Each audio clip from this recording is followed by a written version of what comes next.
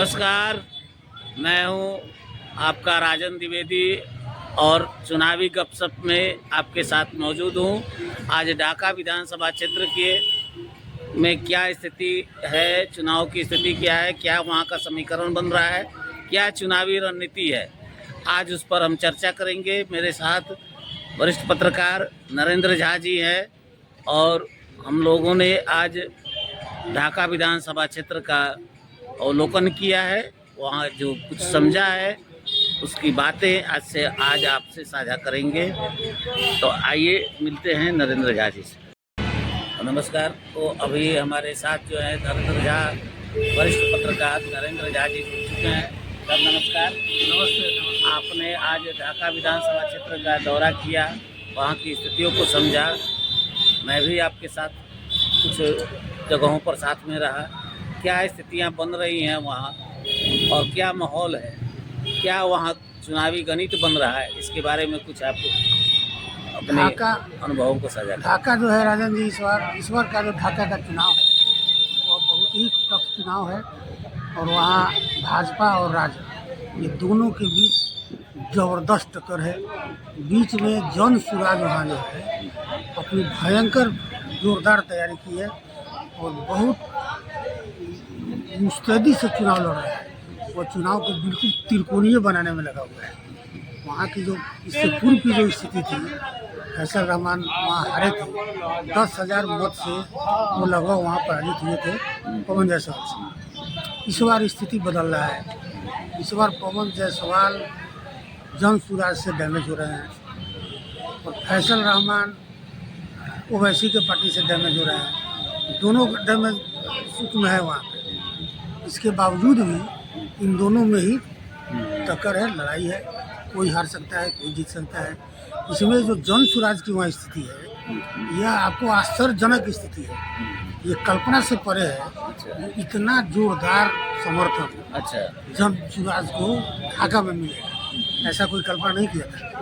लेकिन इस बार का जो चुनाव वहाँ देखा जा रहा है, जन सुराज की स्थिति भी वहाँ पर आज वहाँ पर भंडार में, वहाँ पर जन सुराज भंडार में जनसभा हुई।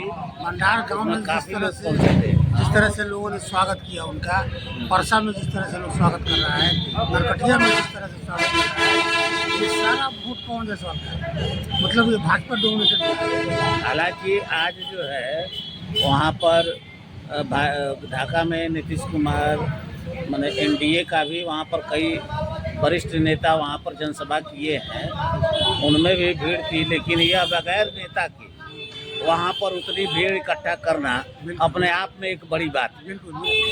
हालांकि महागठबंधन भी वहाँ पर कम तैयारी में नहीं है। वहाँ पे महागठबंधन की भी तैयारी उतनी मुस्तैदी से है जितना मुस्तैदी से पवन जायसवाल की तैयारी है। पवन जायसवाल के साथ प्लस पॉइंट यह है कि इन्होंने काम किया है, लोगों के बीच रहे हैं, इसमें कहीं दो मत नहीं। इन्होंने विकास को वहाँ गति दी है, यह भी लोग मानते हैं। लेकिन जो सामाजिक समीकरण है वहाँ पे, वो अब बिगड़ता दिख रहा है। वहाँ पे वोटों का जो बिखराव है, यह समस्या पैदा कर रहा है। अगर वोटों का बिखराव जैसे ये रुकता है या कोई नया समीकरण बनता है, पलटता है, तब तो पवन जायसवाल वहाँ मजबूत। अन्यथा वहाँ लड़ाई बहुत जटिल है और एकदम नेक टू नेक फाइट है भाजपा और राजद। और वहाँ अगर ये जन सुराज की स्थिति यही बनी रही तो ये लड़ाई त्रिकोणीय हो जाएगा और उसका फायदा महागठबंधन को भी मिल सकता है। वो भी मिल सकता है। वहाँ जन सुराज अगर जैसे तेली जाति का बताते हैं कि तेली जाति से आते हैं डॉक्टर एलवी प्रसाद, जो जन सुराज के प्रत्याशी हैं, और उसका बहुत बड़ा वोट बैंक है। तेली बहुल क्षेत्र है, वो तेली बहुल क्षेत्र है, वोट है तेली का। मैंने वैश्य समाज में वहाँ सबसे ज़्यादा वोट तेली का है। तो अगर उस वोट बैंक में 50% सेंधमारी अगर ये कर लेते हैं तो एनडीए उम्मीदवार पवन जायसवाल के लिए खतरा हो सकता है। 50% से ज़्यादा कटेगा तब और उसका फायदा महागठबंधन को मिल सकता है। 50% अगर चल जाएगा पवन जायसवाल में, तब तो पवन जायसवाल बहुत डैमेज नहीं होगा। लेकिन 50 से अधिक अगर इधर कटता है तो पवन जायसवाल को परेशानी हो जाएगी इस चुनाव में। पवन जायसवाल जितना मेहनत किया है, क्या कर रहा है, तो लोगों के बीच में ही बात है। लेकिन ये जातीय समीकरण जो वहाँ ये जन सुराज जाके तोड़ दिया है, ये बहुत बड़ा फैक्टर है, उसके आप भरपाई कैसे करते हैं ये देखने वाली बात होगी। फिलहाल दोनों में जोरदार टक्कर है। फैसल रहमान का किस जो उनका जो पिछले चुनाव में वो हारे थे, किस समीकरण से वो कमजोर पड़े थे, उसमें क्या आपको नजर आता है? इस बार फैसल रहमान इस बार भी जो हारे थे तो उनका मोहम्मदन वोट टूटा था।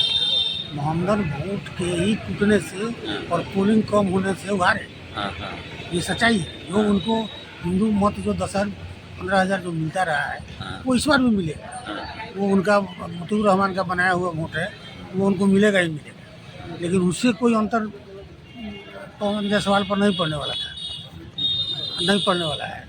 इसमें फैसल रहमान इस बार हारे, वो हारे मोहम्मदन के मत से। मोहम्मदन वोट टूटा और इनका जहाँ मास मोहम्मदन वोट है वहाँ पोलिंग कम हुआ। इस बार वैसी स्थिति नहीं है। इस बार पोलिंग भी सीरियस होगा और टूट भी कम होगा। यानी कुल मिला के त्रिकोणीय संघर्ष की लड़ाई हाँ, में त्रिकोणीय संघर्ष। ढाका विधानसभा क्षेत्र फंसा हुआ है हाँ। और चुनाव के अब 3 दिन शेष रह गए हैं, मतदान के 3 दिन शेष तक रह जो गए हैं। स्थिति है उसमें भाजपा और राजद में कांटे की टक्कर है। अब उसको ये जन स्वराज किस तरह से कर पाता है, बस इसी पर रिजल्ट निर्भर है। लड़ाई चलिए। दोनों में बराबर है, अभी एकदम बराबर है। चलिए, तो अगले एपिसोड में मैं आपको गोविंदगंज विधानसभा क्षेत्र और केसरिया विधानसभा क्षेत्र से मैं अवगत कराऊंगा। तब तक के लिए नमस्कार।